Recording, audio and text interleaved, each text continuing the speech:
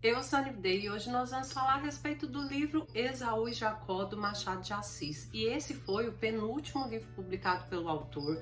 Foi publicado lá em 1904 e foi o penúltimo livro dele, né, lançado antes da sua morte. Aqui nós vamos ter uma ambiguidade narrativa. O que isso quer dizer? Que nós vamos ter aqui o narrador, o conselheiro Aires, narrando toda a história, mas em alguns momentos nós vamos ter o livro sendo narrado em terceira pessoa, principalmente quando esse conselheiro vai ali ter conversas, né? Vai se encontrar ali com Natividade. Mas tá, vamos começar do começo, né? Vamos saber um pouco a respeito da história. O livro vai começar com Natividade, uma mulher ali indo até uma vidente juntamente com a sua irmã, e essa vidente vai falar para ela o seguinte: que os filhos dela vão ser grandes homens. E aí, apesar de ter algumas coisas sombrias ali a respeito do futuro dos garotos, o que a vidente fala e o que mais, né, importa ali para essa mãe é o fato de que eles vão ser grandes homens. Uma das perguntas que deixa a Natividade intrigada é o fato de que se esses dois irmãos brigavam ali dentro da barriga, né? Se eles já brigavam até durante, né, o período de gestação. E ela admite que sim, né? Que realmente ela teve uma gestação muito conturbada. Uma coisa que a gente vai perceber logo no início é que essa família ela tem um dinheiro ali, ela é uma família mais abastada, porque ela tem duas casas, eles têm camarote, né, no teatro, então você vê algumas coisas ali, não se trata de uma família pobre. E aí, quando a Natividade ela descobre a gravidez, de início ela não fica feliz, porque ela vai ter que deixar toda aquela vida boêmia, né? Todo aquele círculo de amizade. Ela jogava com as amigas ali durante, né, toda semana, tinha um dia específico. Então, de início, ela não fica muito feliz. Já o marido dela, o Santos, ele fica muito feliz.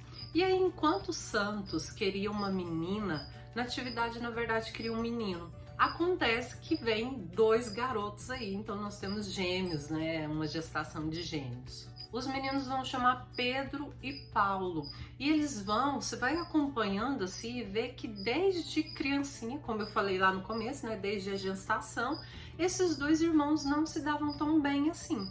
E eles vão discordar principalmente quando chega a idade adulta em relação à política. Paulo vai ser um republicano que ingressa na faculdade de Direito e Pedro é um monarquista que cursa medicina. Então, cada um, quando vão para faculdades diferentes e eles têm pensamentos diferentes também envolvendo a política. E essa é uma das coisas que a gente vai ver muito aqui no livro, que é a respeito, né, da monarquia, da república. A gente vai ver todas essas questões permeando ali a história. E essas questões políticas vão ser marcadas principalmente pelo final do século XIX, né, quando Machado de Assis vai retratar todo aquele período que o Brasil estava passando. Outra coisa a respeito desses irmãos é que eles vão se apaixonar pela mesma mulher, né? Flora, que é uma garota que vai entrar ali na vida dos dois, e os dois se apaixonam por ela. Só que a gente vê que do lado dela ali, ela também nutre uma paixão pelos dois. Inclusive, ela não consegue se decidir ali por qual dos dois ela tá interessada, né? A gente vê que ela fica muito na dúvida. Ela gosta muito de um, mas ela gosta muito de outro. Ela não sabe muito bem quem ela quer. Daí você deve estar me perguntando assim, tá, mas se a mulher chama Natividade, o marido dela chama Santos, os dois filhos chamam Pedro e Paulo, de onde vem o título? Esaú e Jacó nos remete à Bíblia, né, os filhos de Rebeca. E a gente percebe que na história da Bíblia, nós temos que Rebeca, ela tinha dois filhos ali, mas ela tinha um preferido. E aqui nós também vamos ver que por mais que Natividade ela nutre amor pelos dois filhos, ela sempre favorece um ali. Uma outra coisa interessante também é que mostra o não posicionamento da elite.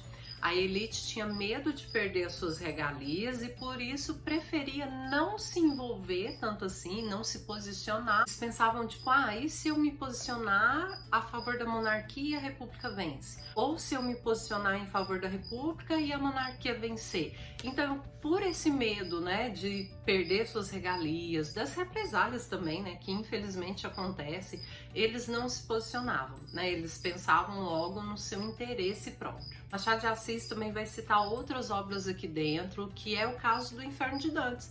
E eu vi que o outro livro que eu li dele, ele também citou outras obras, inclusive dele, né, no caso. Aqui nós também vamos ver outras obras sendo citadas, e eu adoro quando os autores fazem isso, porque eu fico querendo ler todos aqueles livros que eu ainda não li. Eu fico louca e coloco na minha lista de desejados. Eu não sei se isso acontece com vocês, mas gente, citou um livro assim, ó, que eu vejo, eu já fico curiosa para saber mais a respeito. Uma característica do autor é trabalhar esses triângulos amorosos, é o que a gente vai ter, né, no caso de Pedro, Paulo e Flora. Só que eu acho, assim, minha opinião, é que os personagens aqui, eles não foram tão aprofundados em razão da política, né? A gente via mais essas questões políticas, assim, via muito mais dessas questões daquele momento, né, histórico ali, do que realmente desses personagens. Eu acho que não se aprofundou tanto em Flora, por exemplo. Acho que ela ficou, tipo, muito apagadinha ali. Esses irmãos também a gente vê, né, ali por cima. Eu queria ver mais desses três personagens, mas a gente vê muito de Natividade, o que eu gostei bastante. Eu acho que ela aparece muito. Esse Conselheiro Aires também é um personagem muito influente ali na história. Ele tenta amenizar ali o conflito entre esses dois irmãos, ele tenta instaurar a paz em vários momentos, ele ajuda na atividade de outros personagens ali com conflitos. Por último, que eu posso falar aqui, gente, é que eu gostei desse livro, achei bem interessante, gostei da história, gostei de conhecer a Natividade. Santos também é meio apagado. Gente, de verdade, eu acho que os personagens que mais apareceu assim, ó, ao menos pra mim, né, a minha visão, é Natividade. Né? Eu queria ver mais dos outros personagens, mas eu gostei. Eu fiquei satisfeita com o livro, porém tem, né, essas coisinhas assim que eu gostaria de ver mais. O livro não é um dos meus preferidos do autor, né? Outros livros são meus favoritos, mas esse livro é muito bom.